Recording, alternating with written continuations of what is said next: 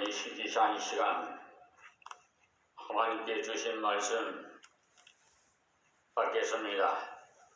요한복음 8장 31절에서 47절에 있는 말씀을 봉독해 올리겠습니다. 그러므로 예수께서 자기를 믿은 유대인들에게 이르시되 너희가 내 말에 거하면 참 내 제자가 되고 진리를 알지니 진리가 너희를 자유케 하리라. 저희가 대답하되 우리가 아브라함의 자손이라 남의 종이 된 적이 없거늘 어찌하여 우리가 자유케 되리라 하느냐. 예수께서 대답하시되 진실로 진실로 너희에게 이르노니 죄를 범하는 자마다 죄의 종이라. 종은 영원히 집에 거하지 못하되 아들은 영원히 거하나니. 그러므로 아들이 너희를 자유케 하면 너희가 참으로 자유하리라. 나도 너희가 아브라함의 자손인 줄 아노라. 그러나 내 말이 너희 속에 있을 곳이 없으므로 나를 죽이려 하는도다. 나는 내 아버지에게서 본 것을 말하고 너희는 너희 아비에게서 들은 것을 행하느니라. 대답하여 가로되 우리 아버지는 아브라함이라 하니 예수께서 가라사대 너희가 아브라함의 자손이면 아브라함의 행사를 할 것이오늘 지금 하나님께 들은 진리를 너희에게 말한 사람이 나를 죽이려 하는도다. 아브라함은 이렇게 하지 아니하였느니라. 너희는 너희 아비의 행사를 하는도다. 대답하되 우리가 음란한 데서 나지 아니하였고 아버지는 한 분뿐이시니 이시니 곧 하나님이시로다. 예수께 가라사대 하나님이 너희 아버지였으면 너희가 나를 사랑하였으리니 이는 내가 하나님께서 나서 왔음이라. 나는 스스로 온 것이 아니요 아버지께서 나를 보내신 것이니라. 어찌하여 내 말을 깨닫지 못하느냐. 이는 내 말을 들을 줄 알지 못함이로다. 너희는 너희 아비 마귀에게 났으니 너희 아비의 욕심을 너희도 행하고자 하느니라. 저는 처음부터 살인한 자요 진리가 그 속에 없으므로 진리에 서지 못하고 거짓을 말할 때마다 제 것으로 말하나니 이는 저가 거짓말장이요 거짓의 아비가 되었음이니라. 내가 진리를 말함으로 너희가 나를 믿지 아니하는도다. 너희 중에 누가 나를 죄로 착잡겠느냐. 내가 진리를 말하매 어찌하여 나를 믿지 아니하느냐. 하나님께 속한 자는 하나님의 말씀을 듣나니 너희가 듣지 아니함은 하나님께 속하지 아니하였음이로다. 아멘.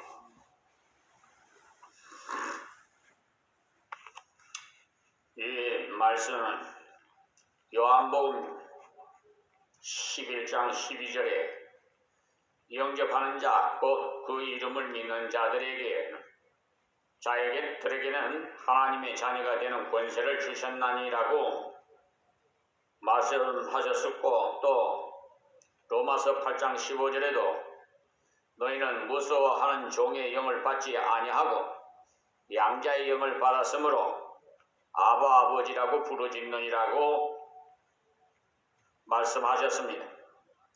그리고 갈라디아서 4장 6절에도 너희가 아들인 고로 하나님이 그 아들의 영을 우리 마음 가운데 보내사 아바 아버지라고 부르게 하셨느니라고 말씀하셨습니다. 이렇게 아버지라고 부르게 된 하나님의 자녀는 어떠한 특권이 있는가 하면 첫째, 종들처럼 두려워하지 않고 아바 아버지라고 부르게 되는 것인데 이는 친밀감과 의뢰심을 갖게 되는 하나님과의 참된 사귐과 동시에 참된 관계의 수립이 되겠습니다. 그리고 둘째는 종은 싹을 받고 일하는 것이지만은 아들은 싹을 받고 일하는 것이 아니라 아버지의 가산이나 유업을 상속받을 후사이며 즉 그 가산의 주인이시며 셋째는 종은 영원히 집에 거하지 못하되 아들은 영원히 거하는 것입니다. 이러한 특권을 가진 하나님의 아들들이 행한 행위는 어떤 것이냐? 이 시간에 하나님의 자녀들이 행위에 대해서 말씀드리고자 합니다. 첫째, 하나님의 말씀 안에 거하는 자입니다. 하나님의 말씀이 우리 안에 있고 우리가 하나님 말씀 안에 거하는 생활을 하는 것입니다. 요한복음 1장 12절 그의 이름을 믿는 자가 하나님의 자녀라 하였는데 여기 너희가 내 말을 거하면 이라고 한 것을 믿음이란 단순히 예수님의 위대하심에 감격해서 그를 메시아라고 따르는 것이 아니고 그의 말씀에 거하는 것, 곧 그 입에서 나오는 모든 말씀을 믿어 이에 고락하고 잠시도 거기서 떠나지 않는 것이 참된 믿음이라고 할 수가 있겠습니다. 이 말씀은 비단 그의 교훈뿐만 아니라 약속까지 모든 것이 다 포함하여 말씀이라고 한 것입니다. 그리고 거한다는 말은 자구적으로 해석하면 머물러 있다 또는 특수한 의미에서는 산다, 거주한다, 투숙한다 또는 그대로 남아있다는 뜻으로 쓰이고 비유적으로는 자기가 처해 있는 영역이나 분위기를 떠나지 않고 그대로 머물러 있다는 뜻입니다. 그러므로 분리시키지 않을 뿐만 아니라 그 분위기에 그대로 머물러 있는 상태를 말합니다. 그래서 요한 2서 9절에 그리스도의 교훈 아래 머물러 있으라 하였고 요한복음 5장 9절에 내 사랑 안에 계속 있으라고 말씀하셨어요. 이 안에 있으라는 말은 요한 문서의 특징입니다. 체류한다, 내재한다는 등 불가분리의 그 관계이므로 신자가 그리스도와의 관계, 곧 처해 있는 그 영역 분위기를 떠나지 않고 계속 가지는 관계를 말씀하시는 겁니다. 신자가 하나님과의 관계를 가지고 있는 것, 그리고 37절에는 말씀이 우리 안에 거한다는 말씀이 있습니다. 하나님의 말씀이 우리 마음속에 있어야 합니다. 하나님 말씀이 우리 마음에 거한다는 말은 나아간다, 진보한다는 말씀이에요. 그보다 더 적중한 것은 자리를 만든다, 자리를 차지한다는 말씀이 되겠습니다. 하나님의 자녀는 말만 되는 것이 아니고 하나님의 말씀이 우리 마음에 자리를 차지하고 머물러 계셔야 되는 겁니다. 우리가 하나님의 말씀 안에서 하나님과 교제하면서 그 말씀을 순종하는 분위기에서 살아야 하고 하나님의 말씀은 우리 심령에 큰 비중을 차지하고 우리를 사로잡고 명령하는 자가 되어야 합니다. 형식적으로 유대인들은 예수님 말씀이 그들의 마음속에 있을 수 없고 책잡고 예수를 죽이려 하였던 겁니다. 오늘도 내가 하나님 말씀에 사로잡히지 아니하고 하나님 말씀을 책잡고 비평하고 불순종한다면 이는 형식적인 신자에 불과합니다. 40절에 하나님께 들은 진리를 너희에게 말한 사람이 나를 죽이려 하는도다. 아브라함은 이렇게 하지 아니하였느니라고 하여서 하나님의 말씀을 불순종하는 자는 아브라함의 자손이 아닌 것 같이 하나님의 자녀가 될 수 없어요. 곧 하나님의 자녀는 하나님의 말씀 안에 거하는 생활입니다. 두 번째로는 하나님의 자녀는 예수를 사랑하는 자입니다. 요한복음 5장 1절에서 2절에 우리가 하나님을 사랑할 때 하나님의 그 자녀임을 알 수가 있어요. 유대인들은 자기들이 하나님의 자녀, 곧 아브라함의 자녀라고 자처를 합니다. 그러나 하나님을 사랑하지 아니하고 그의 아들 예수도 사랑하지 아니했어요. 그를 사랑해서 여부를 보아야 얼마나 자신이 하나님의 자녀를 된 것을 믿고 아느냐 하는 판단을 얻을 수 있는 겁니다. 여기에 말하는 사랑은 아가페적인 사랑을 말하고 있습니다. 이는 희생적 사랑을 말하죠.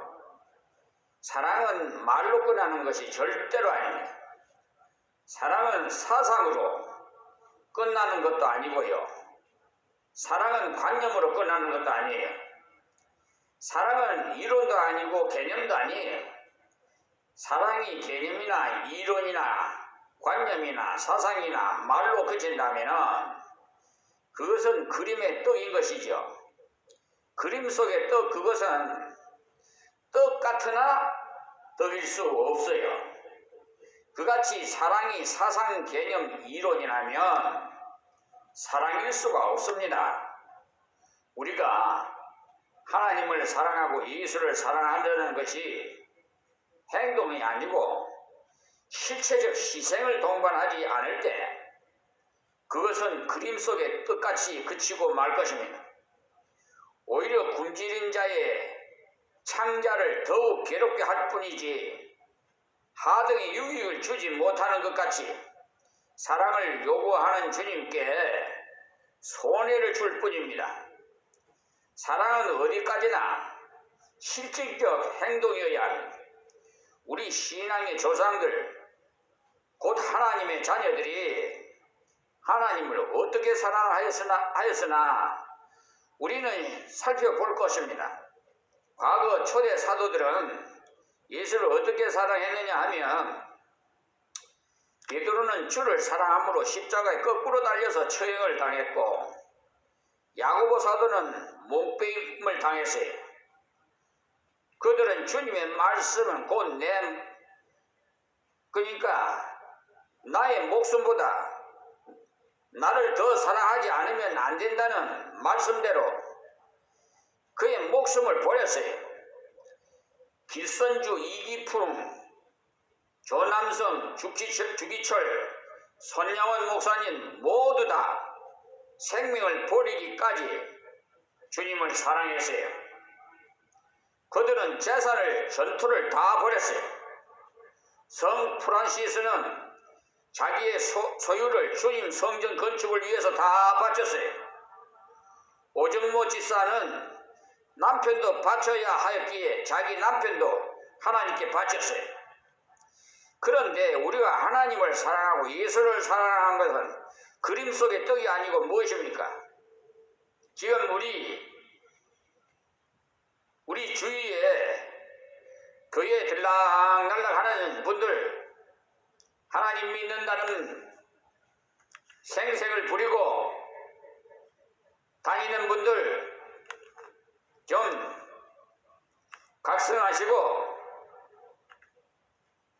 이 귀한 말씀을 좀 들어서 지난날에 내가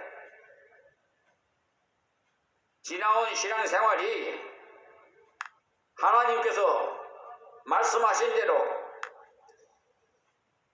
우리의 그 사랑의 실현이 이루어졌는가 한번 생각해 보시기 바랍니다. 우리는 이제 냉정히 우리 자신의 사랑의 행동을 살펴볼 때입니다. 세 번째는 하나님의 자녀는 아버지의 행위를 압니다. 그렇기 때문에 행위를 해야 합니다. 그러니까 예수께서 유대인들에게 이르기를 너희가 아브라함의 자녀이면 아브라함의 행위를 할 것이라 했어요. 예수님은 하나님의 자녀이기에 하나님의 일을 했고 하나님께 들은 것을 말했어요. 그러면 하나님의 아들인 예수께서 어떻게 하나님의 아들로 일했느냐? 아마 우리가 하나님의 아들인 예수의 행위를 본받는 것이 그 하나님의 자녀로 합당한 행동일 것입니다. 예수 그리스도의 행한 일은 첫째로 자기 영광을 구하지 아니하고 아버지 영광을 구하는 생활이었어요. 아브라함도 역시 하나님의 영광을 구하는 생활이었습니다. 그렇다면 유대인들도 아브라함을 본받아서 하나님의 영광을 구해야 하고 우리도 예수를 본받아 하나님의 영광을 구하는 생활을 살아야 할 것입니다.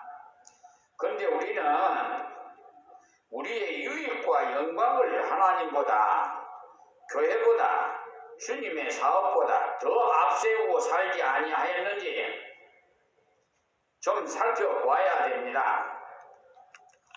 둘째, 예수는 아버지의 뜻을 위해 자기를 희생했습니다. 십자가에 못 박이셨어요. 아브라함도 자기 독자 이삭을 하나님께 드렸어요. 그렇다면 우리의 행위는 어떠합니까? 지금 우리가 행하고 있는 일들과 그 행동이 과연 하나님의 자녀된 행위일까요? 묻고 싶습니다. 하나님 자녀의 행동이라고 보일 것이 있을까요? 여기에 답변을 해야 됩니다. 분명히 하나님께서 우리 최후의 심판을 받고 아버지 앞에 섰을 때 물을 것입니다. 셋째로 예수 그리스도의 생활은 하나님을 찬미하고 예배하는 생활이었어요. 아브라함의 생활도 하나님께 제사하는 생활이었어요. 그뿐만 아니라 우리 주님은 경건과 덕을 세우는 생활이었어요. 그러므로 우리들도 그런 생활을 살아야 합니다. 그리고 하나님의 자녀는 하나님을 사랑합니다. 이 사랑은 행동적이어야 합니다. 말과 이론은 죽은 것입니다. 그러므로 실제적으로 행동적인 사랑이어야 돼요. 마지막 하나님의 자녀는 하나님의 일을 합니다. 하나님의 행위를 본받습니다. 아들은 아버지의 행동을 본받기 마련입니다. 우리가 하나님의 자녀이면 하나님의 행위를 할 것입니다. 곧 예수 그리스도의 행하신 일, 순종, 그리고 아버지의 뜻을 따라서 죽고 그것을 본받을 것입니다. 그리고 의의 생활, 우리의 땅 위의 생활 말합니다. 이같이 하나님을 사랑하는 자녀에게는 하나님의 축복과 영생의 약속이 분명히 있을 것입니다. 그런데 말씀을 맺으면서 말씀드리고 싶은 것은 현재 한국교회가 특히 대형 교회들이 너무나 비사실이 너무 많이 발견돼 제가 유튜브를 검색하다가 알게 되었는데요. 무슨 교회라 나 다 말 못하겠고요. 어쨌든 한국 대형교회라는 교회는 참 하나님께서 탄식하실 일들 뿐입니다. 여러분, 건물 보고 사람 숫자 많이 모인 곳에 좋다고 찾아가고 무슨 내게 유익을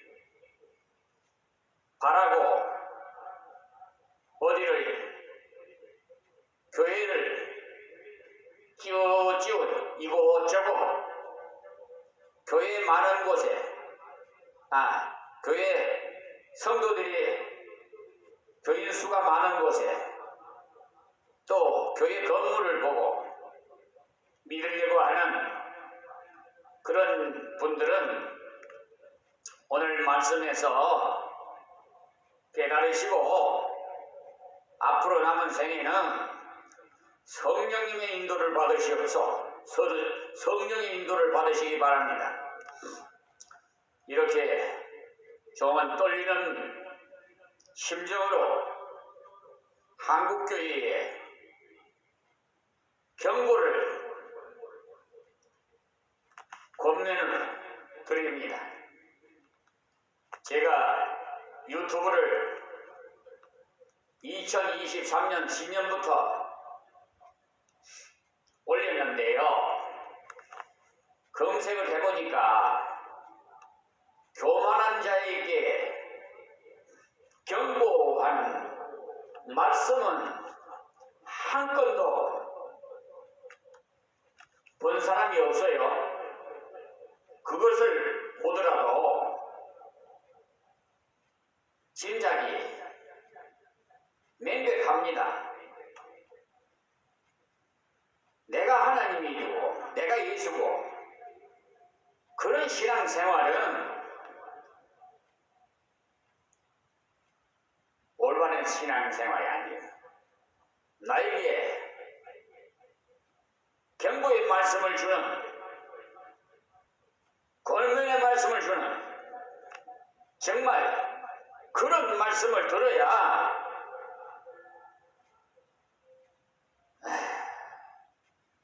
하나님께 올바른 신앙생활을 하고 하나님 심판을 받을 때 내 사랑하는 아들, 내 사랑하는 딸 이러면서 안아주실 것입니다. 이렇게 말씀을 맺겠습니다. 하나님 감사합니다. 오늘 증거한 이 말씀이 귀 있는 자들은 다 듣게 하여서 우리 한국교회를 비롯해서 전 세계 크리스찬들이 다시 거듭나는 역사가 일어나게 하여 주시옵소서. 예수님의 이름으로 기도하옵나이다. 아멘.